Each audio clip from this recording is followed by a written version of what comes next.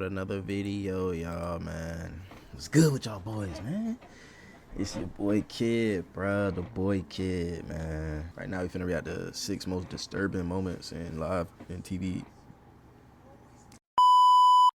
history. Shout out to my boy Echoes, man. Shout out to the boy, man. Your TV to watch a typical daytime show, and instead, you witness a man plummet to his death. Just a man, live on camera, slipping off a wire and plummeting to the sidewalk from a height of over 30 meters. This wasn't some movie scene. It happened on March 22nd, 1978. Damn, the man's name was Karl Wallenda, a legendary tightrope walker who had cheated death without a safety net for 7 decades. But that day in San Juan, Puerto Rico, his luck and his life ended. The world watched in horror as the 73-year-old patriarch of the Flying Wallenda plummeted between the towers of the Condado Plaza Hotel, his body crashing to the ground in real time. The camera didn't flinch. There was no warning on the screen for the audience, and there was no delay in the broadcast. Only the terrible silence that followed when the live broadcast turned into a tragedy. The producers were in a hurry to cut the moment of the fall, but for thousands of viewers, the image was already etched in their memory. And the scariest part, he had done this trick hundreds of times. That wire was like home to him, but this time something went wrong. A gust of wind, or a shift in balance, just a split second, one miscalculation, and that was it. A fall that thousands of people remembered. And that was just one of many heart-wrenching moments that millions of viewers watched against their will because they were broadcast live on TV. So buckle up, you're about to relive the moments that broadcasters couldn't rewind. Viewer discretion is advised. You're in a TV studio. Bright lights, cameras, a cheering audience. Everything looks just like another live show, but within seconds, the broadcast turns into a nightmare. In 2016, the Russian talk show Pro Lubov, which literally translates to About Love, gave its viewers something far scarier than romantic advice. During the segment, the show's producers thought it was a brilliant idea to bring in a trained bear named Bonya. Bro. Why would you even bring a bear on a live talk show, dating advice show? You feel me? Like, what sponsor did they get to do this? Because who doesn't love a cuddly, potentially deadly apex predator on live TV? Bonya was muzzled, on a leash, with a trainer standing by her side. The standard all's well setup. But as is usually the case in these stories, all was not well. The presenter, a woman whose name was not even mentioned in the official reports, approached Bonya, trying to communicate for the entertainment of the audience. Despite the trainer's clear warnings not to get too close, she reached out to the animal. The ancient instincts kicked in. Bonya instantly lunged, grabbed the presenter with her claws, and began dragging her around the studio, live, in full view of the cameras, the audience, and the entire country. Screams erupted from the crowd, and the cameraman froze. Bro, listen, when people tell y'all not to touch they dogs, they cats, they mammals, bruh, listen to them, bruh. He don't bite. Yeah, he don't bite. But don't reach for his face, bruh. That's one thing you just can't do, bruh, is try to do some shit like that. Like, I don't know, bruh. It's like a human thing, bro, where we just see another dog, see someone's dog, and we just, oh my God, she's so cute. She's so cute. Little do we know, putting a hand in the dog's face, that's, you challenging them, bruh. You testing their ego, bruh. You just can't do no shit like that, bruh. You just can't. Split second, no one moved. And it ain't the dog's fault, bruh. He hardwired like that. You feel me? As if the entire studio had forgotten that this was a television set, not a cage. Millions of viewers saw more than just a live broadcast. It was the original scene. One moment it was lights, camera, action. And the next, survival. For a few terrifying seconds, it seemed as if the bear was about to tear her apart like a rag doll. The trainer intervened, pulling Bonya away, shouting, "I warned you, don't go near the bear!" The presenter got away with what doctors later called minor injuries. Bruises on her arms, scratches on her legs, and a sprained wrist. But the psychological horror of what almost happened stayed with all who watched. She got lucky. The animal, as it turned out, had done nothing wrong. It was just being what it is, a bear. But the people did play with fire, and were almost eaten for it. And while that bear attack left the host with only scratches, the following story shows how recklessness in the sky can cost lives in seconds with no second chances. July 27, 2007. The skies over Phoenix, Arizona seemed clear, but what happened next would go down as one of the darkest moments in the history of television journalism. Two news helicopters, KNXV-TV's Chopper 15 and KTVK's News Chopper 3, were in the air after a police chase. The pilots were seasoned professionals. Both helicopters hovered over downtown Phoenix, their cameras trained on a suspect racing through the city. The chase began when police pursued a man suspected of stealing a pickup truck. The suspect had a long criminal record and was desperately weaving through Phoenix streets, trying to shake off both the cops and the cameras. But while their eyes were riveted on the drama on the ground, disaster was brewing above. On board the helicopter Chopper 15 were Craig Smith, a pilot with 17 years of experience, and on-air reporter, and Rick Krolik, a photographer. The second helicopter, News Chopper 3, was carrying Scott Bowerbank, a pilot with 20 years of experience, and photographer Jim Cox. At exactly 12:46 p.m., within a split second, the two helicopters collided in midair, killing all four occupants instantly. There was no explosion, just a terrible crunch in the sky. Metal crumpling against metal, then a shower of twisted debris. The live feed shuddered, went static, and for a moment no one realized what they had just seen. The spiraling debris rolled down, crashing into the Steele Indian School. To make matters worse, parts of the incident were broadcast live.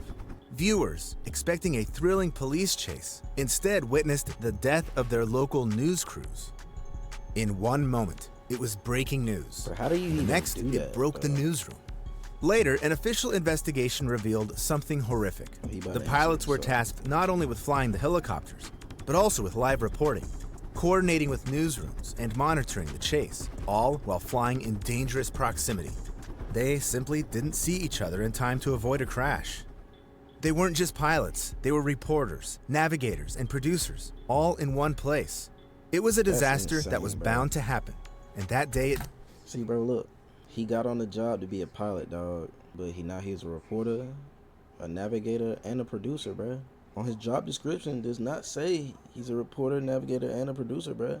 Telling you, bro, these jobs be slaving us, bro. We be thinking it's okay to do other shit for the same amount of bread. While the cameras kept rolling, four These jobs people's always got stories us doing came other to a shit, tragic man. end. But sometimes the most harmless-looking show hides a danger that can ruin someone's life in an instant. After all, when you switch on the TV, you expect to be entertained, not traumatized. What you don't expect is to watch someone's life change forever in real time. On June 14, 2008, a Japanese game show called Jaga Jaga Tengoku aired live on TV Miyazaki. It all started as a silly, harmless prank, or so it seemed. Contestants dive into a shallow mud pit for a laugh. That day, host Tetsushi Yanagita decided to join in the fun. He climbed onto a platform, looked at the cameras, and dove headfirst into what seemed like harmless mud. It wasn't harmless. The mud was barely 6 inches deep, and underneath, nothing but solid ground. When Yanagita hit the ground, his neck broke, leaving him paralyzed. But the scariest part was that the camera crew didn't realize at first what had happened. They thought he was joking and kept filming, laughing as he lay motionless in the mud. They even pushed his face deeper into the mud, thinking he was playing along. For almost 15 seconds, Yanagita lay face down, motionless, unable to breathe, and everyone laughed. These 15 seconds seemed like an integral part of a fun show, but in reality, they were the most critical seconds of his life. He wasn't joking, he wasn't grimacing, he wasn't happy. He was dying, but no one noticed. By the time anyone realized something was wrong, the damage was done. Tetsushi Yanagita survived, but barely. The fall shattered his neck and completely severed his spinal cord. He was paralyzed from the neck down for the rest of his life. And worst of all, millions watched it live, thinking it was part of the show. The incident sent shockwaves through Japan. The footage became infamous, not just because of the accident, but because of how long it took the film crew to realize they were watching a man's life being destroyed before their eyes. Years later, he would appear on television. Bro, being the jokester in your friend group, bro, to do like insane shit in public, bro. And to like, you know what I mean? For this to happen to him, bro, that's tough, bro. He probably does like corny shit all the time like that. You feel me? So of course nobody thought nothing of it. They thought he was just playing, bruh. It's almost like the boy who cried wolf, bruh. But just with niggas that troll too much. You feel me? That's And tough, again, bro. not to entertain, but to remind viewers what happens when no That's one can tough. tell the difference between a game and a tragedy. Some TV tragedies happen instantly. An accident, a fall, a single moment that changes everything. But sometimes, the most disturbing moments happen slowly, and millions of people watch, unaware that they are witnessing a psychological catastrophe in real time. 1998, Japan. Comedian Tamaki Hamatsu, better known by his nickname Nasubi, Japanese for eggplant due to his elongated face, thought he had his big break. He signed up for a Japanese reality show called Susunu Denpan Shonen. He had to survive alone in a tiny apartment with no clothes, no food, living only on prizes he could win in a mail-in sweepstakes. Nasubi didn't know that his every move was being broadcast live. It was a 24/7 broadcast, and millions couldn't look away. He thought he was filming for an upcoming TV special. In fact, he had become the most famous person in Japan without even realizing it. The audience watched him like a lab rat in a glass cage. He had no script, no one to help him. The audience watched another person's misfortune. For 15 months, Nasubi lived in isolation, naked, hungry, freezing, surviving on random junk he managed to win. Sometimes luck was on his side, and he'd win something to eat. At first, it was barely edible, cans of dog food, packets of instant noodles. Weeks later, he finally hit the jackpot, a giant bag of rice that became his lifeline. Most often, it was things like tires, stuffed animals, or a tent that was too big to fit in his apartment. Every victory brought a glimmer of hope, but every unnecessary prize seemed like the climax to a cruel joke. Bro, they was doing Mr. Beast shit before Mr. Beast was even here. He looked like he doing this shit for free, bruh. Viewers watched as he lost weight, became unkempt, talked to himself, and sank deeper into loneliness. At one point, the producers went even further. They tricked Nasubi into thinking the show was finally over and that he was free, only to blindfold him, move him to a new, identical apartment, and start the whole ordeal all over again, all for the audience's What? amusement. For millions, it was entertainment, but for him, it was a nightmare with commercial breaks. When Nasubi finally won the game, having collected prizes worth 1 million yen, he thought the ordeal Million yen. Hold on, y'all.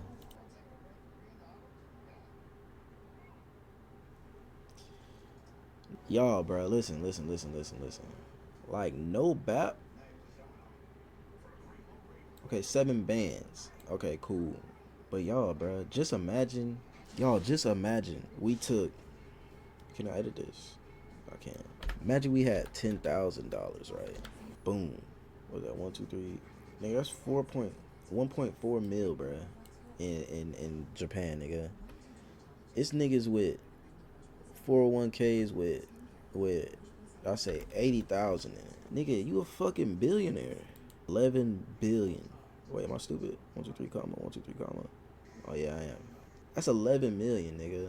What the fuck, bro? If I move to Japan, bro, and if I save up 50,000, bro, move to Japan, nigga, I'm good. What is you talking about? was over. What he didn't know was that all this time, the show wasn't just being recorded. It was being broadcast live 24/7, and millions had been watching his every move. Instead of quietly ending the experiment, the producers turned his apartment into a live studio set. The walls collapsed around him, revealing cameras, lights, and a live audience. And there he stood, naked, humiliated, and utterly broken, realizing that the entire country had been watching him suffer. "What are they laughing at?" he asked. This was no entertainment. This was psychological torture packaged as prime-time entertainment. Nasubi's ordeal didn't end when the camera stopped rolling. He left the show physically drained, having lost over 20 kilograms, and mentally shattered after months of isolation, humiliation, 15 and public months? exposure without his consent. He got fame, but at the cost of his humanity. A nation watched his breakdown like it was a sitcom, but while his suffering played out over months, The next tragedy struck in a matter of minutes. And this time, it wasn't a twisted TV experiment, but a real disaster that unfolded live in front of millions, leaving dozens dead and hundreds injured.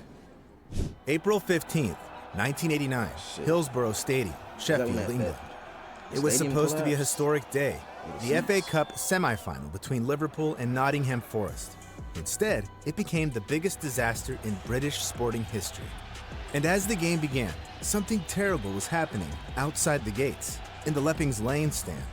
Due to disastrous crowd management and poor stadium design, the Liverpool fan sections had become dangerously overcrowded.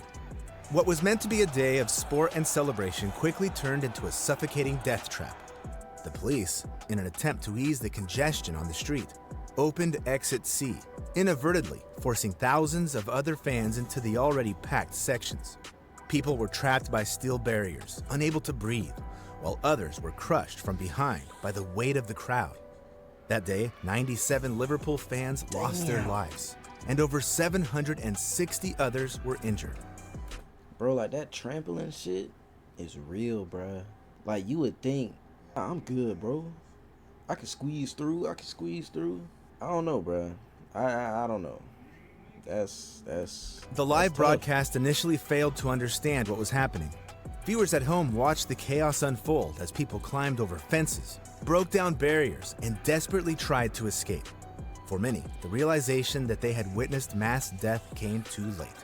Then investigators uncovered years of negligence, a safety certificate out of date since 1979, inadequate turnstiles, and poor crowd control turned the stadium into a deadly trap. The Hillsborough disaster led to radical reforms in stadium safety, but for the families of the victims, no amount of change could undo what millions witnessed that day. And while the tragedy showed how institutional failure can cost lives, the story that followed is even more disturbing, because this time the disaster was caused not by a system malfunction, but by a television producer's decision to play on people's emotions with deadly consequences. March 1995, Michigan, USA. Daytime talk shows were the ultimate entertainment of the 90s. Messy, sensational, and ready to use anyone for ratings. But on this day, one segment went so far as to end in murder. The show was called The Jenny Jones Show, far as to end in murder. The show was called The Jenny Jones Show, and that particular episode carried the title Secret Same-Sex Love Affair. The producers invited 32-year-old bartender Scott Amador to confess his secret crush on his friend, Jonathan Schmitz, a man who thought he was about to meet a female fan. The twist was revealed live on stage when Amador openly flirted with Schmitz, prompting the audience to burst into laughter, while Schmitz smiled awkwardly, clearly uncomfortable. No one knew that Schmitz suffered from bipolar disorder, alcoholism, and serious mental health issues. The show's producers didn't check any of them. 3 days after the recording, Schmitz found a suggestive note from Amador left on his doorstep. Consumed by feelings of humiliation and rage, Schmitz, drunk and spiraling, drove to Amador's mobile home, confronted him, and pulled the trigger of a 12-gauge shotgun twice. Amador died instantly. Schmitz called 911 to confess, saying, "Because he played me really bad." A civil court ruled that the show had acted irresponsibly, although the conviction was later overturned. Schmitz was sentenced to 25 to 50 years in prison and served 22 years before being released in 2017. The case became a symbol of trash TV gone too far, when entertainment stopped being harmless and became deadly. These were some of the most disturbing moments ever broadcast live, moments that should never have happened, but played out in front of millions. Each of these tragedies has one thing in common, a chilling reminder that when you mix entertainment, poor judgment, and human folly, the consequences are often irreversible. If this video made you rethink how thin the line between spectacle and disaster is, give it a like. Share it with someone who thinks it's just TV. And bruh, that's crazy, man. We doing some new shit, bruh. Car content gone, bruh. Still got the whip, but I'm not active in car content. You feel me? I do more gaming and more, I guess, YouTube watching than I do like car content, y'all. So just do what I like doing, bro. I like cars and I like games and reactions, bro. So might get a little mix of both. more than likely this channel's gonna be a reaction channel. So we gonna leave it there.